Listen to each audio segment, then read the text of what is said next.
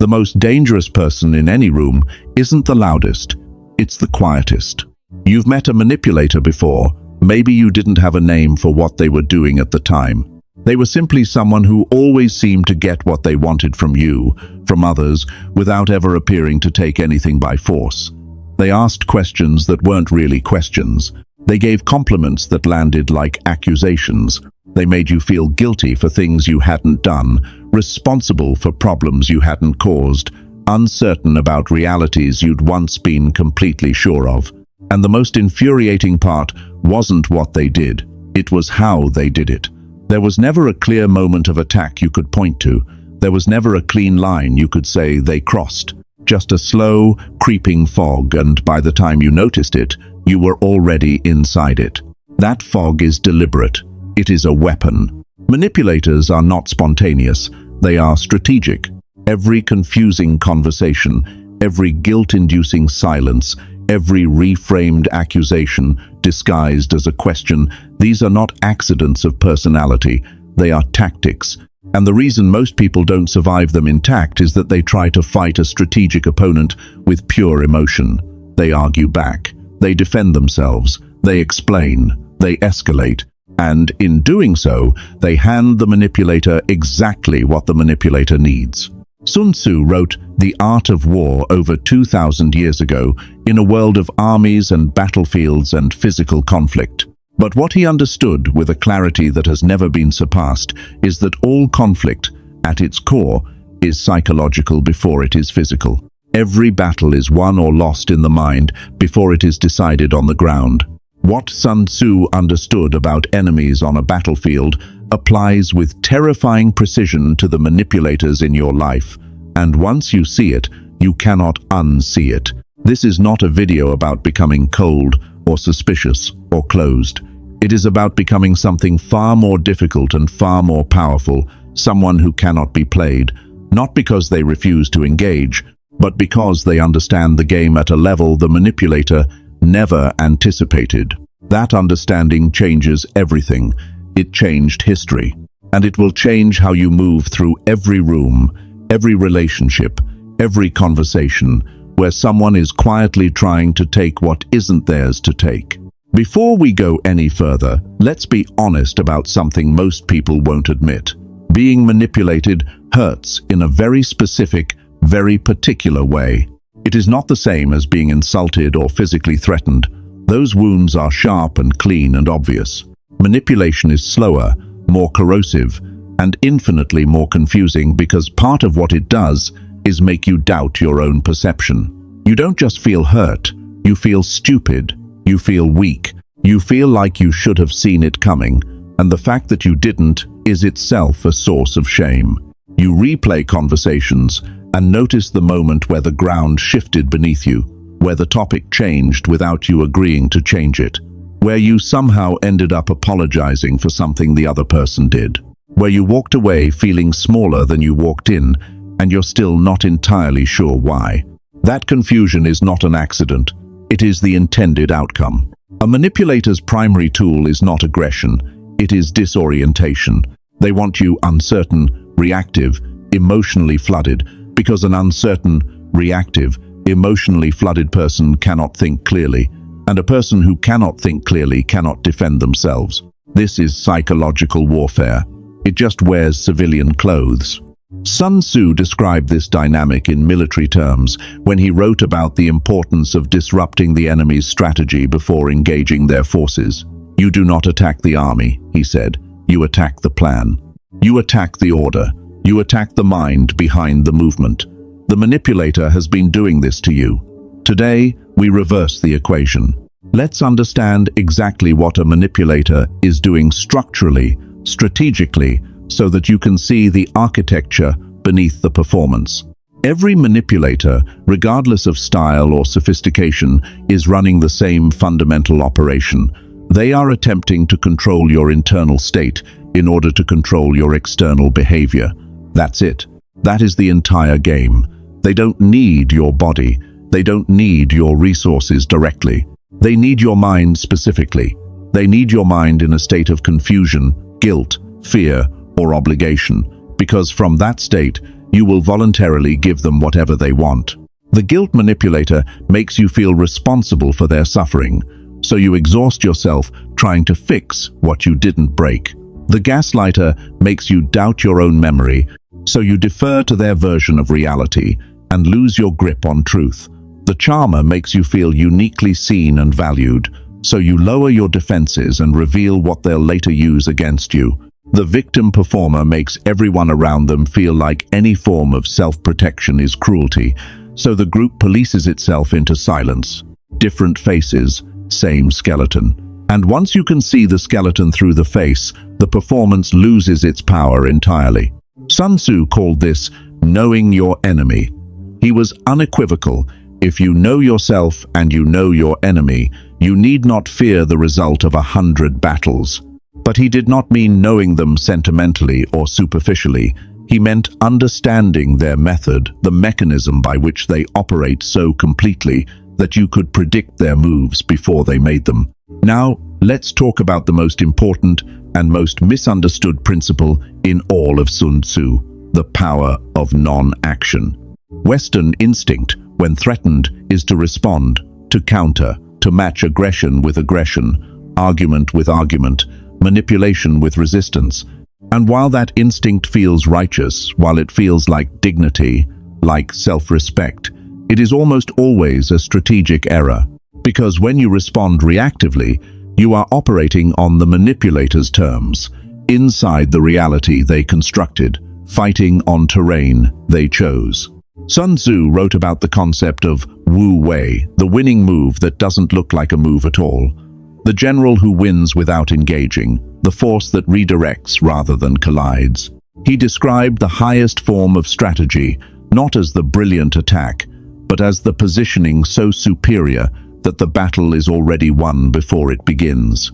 Applied to manipulation, this looks like this. When the manipulator expects your defense, you offer nothing to attack. When they expect your explanation, you provide only quiet. When they expect emotional flooding, they receive calm attention. When they expect you to fill the silence with anxious justification, the silence simply remains. This is not passivity. This is precision. You are not doing nothing. You are doing the exact thing that dismantles their strategy without giving them a single piece of ammunition to work with. Let's make this concrete with a story that illustrates the principle exactly. During the Warring States period in ancient China, the general Zhuge Liang, a brilliant strategist deeply influenced by Sun Tzu's principles, found himself in the city of Xicheng with barely 100 soldiers when an enemy army of over 150,000 men approached. He had no reinforcements. He had no time to flee. By every conventional calculation, he was finished. What Zhuge Liang did next became one of the most celebrated moments in Chinese military history. He opened the city gates. He sat on the city wall in plain sight, burning incense, playing a lute calm, unhurried, visible to every approaching soldier. He sent 2 old men to sweep the road outside the gates, as if welcoming guests. The enemy general, Sima Yi, halted his entire army. He studied the scene. He could not reconcile what he was seeing with what he knew about Zhuge Liang, a man of extraordinary cunning. This tranquility, this openness, this almost theatrical calm, it had to be a trap. It had to be a lure. No rational commander would behave this way without an overwhelming advantage hidden somewhere. Sima Yi ordered a full retreat. Zhuge Liang had won, not with soldiers, not with weapons, not with a single word of argument or defense, but with composure so absolute that it rewrote the other person's reality. He understood something Sun Tzu had codified centuries earlier. The greatest power is the power that makes the enemy defeat himself. This is the first tactic you must internalize. Composed stillness is not weakness. It is the most disorienting thing you can offer someone who expects a reaction. Manipulators are calibrated to your typical responses. They have studied you, consciously or not, and they know your triggers. They know that a certain kind of guilt trips you, that a certain tone makes you defensive, that a certain silence makes you rush to fill it with explanations. Their entire script is written around your predictable reactions. When you stop being predictable, their script stops working. This is not about becoming a stone. You are still present, still listening, still engaged. But you are no longer providing the emotional escalation they need to advance their position. You become the calm surface that shows them their own reflection, and often what they see in that reflection is enough to stop them cold. Sun Tzu wrote that the skilled warrior wins by making no mistakes. He doesn't win by making brilliant moves. He wins by creating conditions in which his opponent makes the mistakes. Your composure creates exactly those conditions. The manipulator, faced with an audience that won't react, will often overreach, say too much, reveal the mechanism, expose the manipulation so clearly that even they can see it. And then the room sees it too. The second tactic is what Sun Tzu called knowing the terrain. In psychological terms, this means understanding the specific environment in which the manipulation is happening, the social context, the audience, the stakes better than the manipulator does. Manipulators depend on a particular kind of fog. They rely on ambiguity, on their behavior being interpretable in multiple ways, on the possibility that any observer might charitably mistake the attack for innocent conversation. This is why the direct accusation never works against a skilled manipulator. They simply reframe it, make you look paranoid, and the fog thickens. But knowing the terrain means you don't need to call it out directly. You simply make moves that are only sensible if the manipulation is real. You rearrange the furniture of the interaction so that the manipulator's next step leads them into the open. You ask the clarifying question that has no safe answer. You introduce the piece of information that collapses the false reality they've constructed, and you do it without announcement, without drama, without the kind of emotional charge that allows them to make you the problem. Sun Tzu did not telegraph his strategies, he executed them. The move and the silence around the move were equally part of the strategy. The third tactic is the one that requires the most personal development, and it is also the most powerful: becoming genuinely unreadable. Most people are transparent in their emotional states, not because they are weak, but because they were never given a reason to develop opacity. In normal, good faith human interaction, emotional transparency is actually a virtue. It builds trust, connection, intimacy.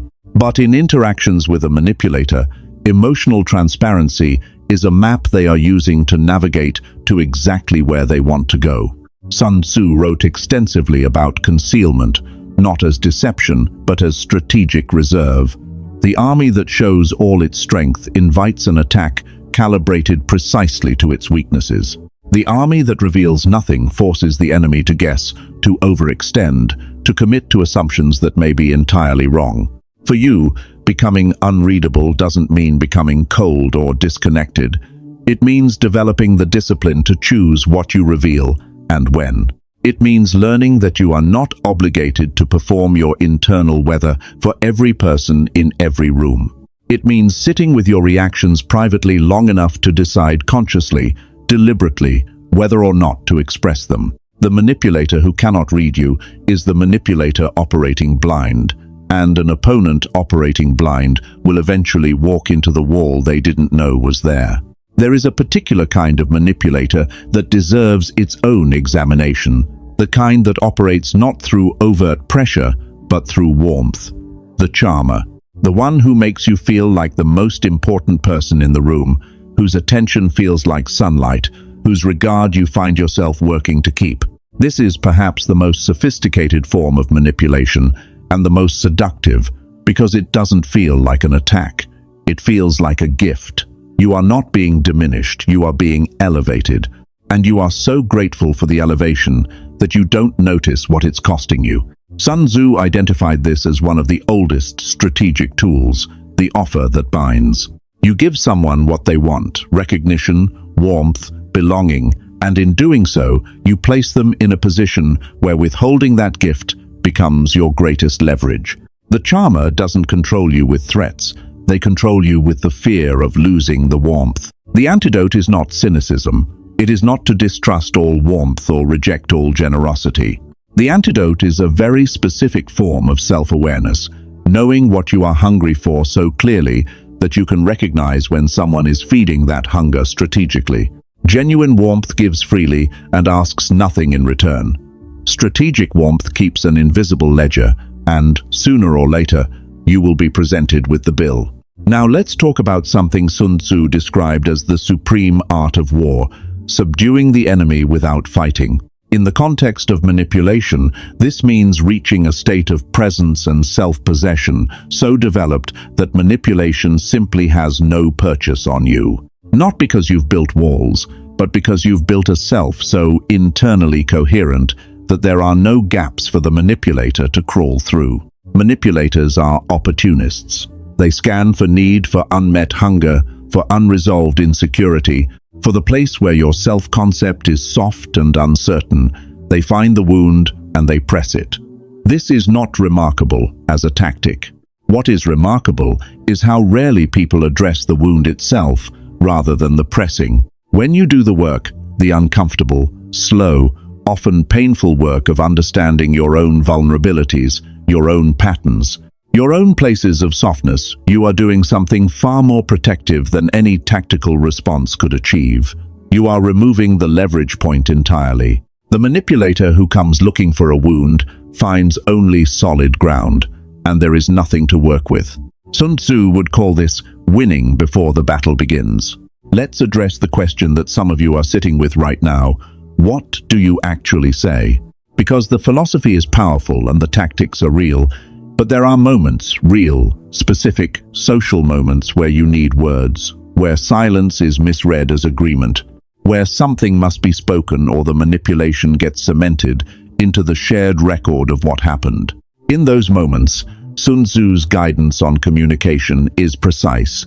Use minimum force for maximum effect. Do not argue the manipulator's entire case against them. That is exhausting, and it plays into their hands, because now the conversation is about their framing, their accusations, their reality. Instead, drop a single sentence that dismantles the premise. Not a counter-argument, a question, a reframe, a calm, brief observation that shifts the ground beneath the conversation without announcing that you are shifting it. Something like, "That's an interesting interpretation, how did you arrive at that?" Or, "I noticed something different." Or simply, "I'll need to think about that." These aren't clever tricks, they are strategic retreats to higher ground. They refuse the fight while refusing the surrender. They communicate, in the quietest possible way, that you are not someone who can be casually played, and that awareness, conveyed without aggression, is often enough.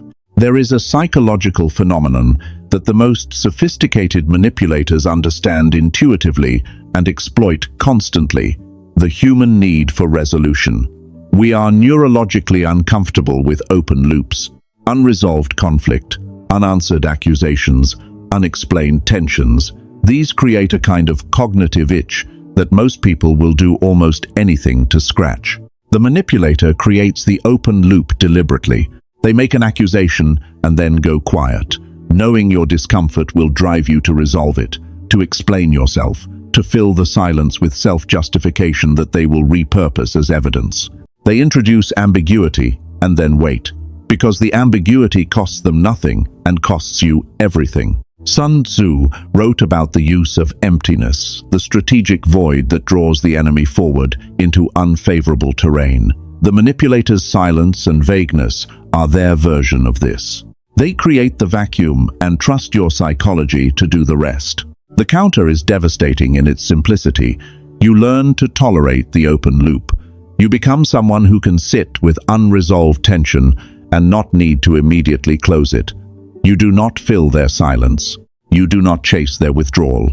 You let the loop hang, because a loop that no one is trying to close has no power over anyone. The manipulator who cannot hook you with unresolved tension has lost their primary weapon. What remains is just a person in a room, considerably less dangerous than they appeared. Let's talk about what happens after. Because silencing a manipulator truly, strategically silencing them is not a single event. It is a repositioning. And that repositioning changes the dynamic not just between you and them, but between you and yourself. When you stop reacting, something shifts internally that is difficult to describe but impossible to miss. There is a kind of dignity that comes not from winning arguments, but from deciding which arguments deserve your participation. There is a quiet authority that develops in a person who has learned to choose their engagements rather than being dragged into them. Sun Tzu understood that the most dangerous general is not the most aggressive one. It is the one whose movements you cannot predict, whose reserves you cannot estimate, whose patience you cannot outlast. That kind of general is not built from tactics alone. They are built from character, from the long, private discipline of knowing themselves so completely that no external pressure can knock them off their own foundation. You are building that character every time you choose stillness over reaction, observation over escalation, the strategic word over the emotional flood. Every time you practice this, the foundation thickens. Every time you hold the line moves less. And here is the thing about manipulators that most people never realize until it's too late. They are not as powerful as they appear. Their power is entirely borrowed from your reactions, your uncertainty, your willingness to play the game they've constructed. Remove those inputs, and what remains is remarkably ordinary. A person running a script. A person who has confused the ability to create discomfort with the possession of genuine strength. Real strength, Sun Tzu understood, does not need to announce itself. It does not need to destabilize others to feel stable itself. It does not need to borrow power from your confusion. It simply is solid, consistent, unhurried, and its very existence is a rebuke to everything the manipulator represents. When you carry that kind of strength, you don't need to silence manipulators with great dramatic confrontations or cutting remarks or elaborate strategic maneuvers. You silence them by simply being someone they cannot move. They press, and there is nothing to press against. They pull, and there is nothing to pull away. They perform, and the performance lands on an audience that sees the costume and the script and the machinery beneath. And eventually, not always immediately, but eventually they move on. Because manipulators are efficient. They go where the returns are. And in someone who has done this work, there are no returns. So here is where we arrive, not at a conclusion exactly, but at an invitation. Sun Tzu did not write about war because he loved war. He wrote about it because he loved the idea of winning without destruction, of resolving conflict with the minimum necessary force, of achieving victory through understanding rather than violence. His deepest hope was that the principles he described would make war unnecessary, that a general who truly understood them would never need to fight at all. That same hope applies here. The goal is not to become someone who dominates manipulators brilliantly. The goal is to become someone who cannot be dominated and who therefore moves through the world in a fundamentally different kind of freedom. You will still encounter manipulators. They are everywhere, in workplaces, in families, in friendships, in politics, in the small daily interactions that seem inconsequential but accumulate into the texture of your life. They will not disappear, but you will meet them differently now. You will recognize the architecture beneath the face. You will feel the familiar pull and know it for what it is. And in that knowing, calm, clear, unhurried, you will already have won. Not loudly, not dramatically, not with the satisfaction of a crushing retort or a public exposure, with something quieter and more durable, the steady, unshakable sense of a person who knows exactly where they stand and cannot be moved from it by anyone. That is the silence that speaks loudest of all.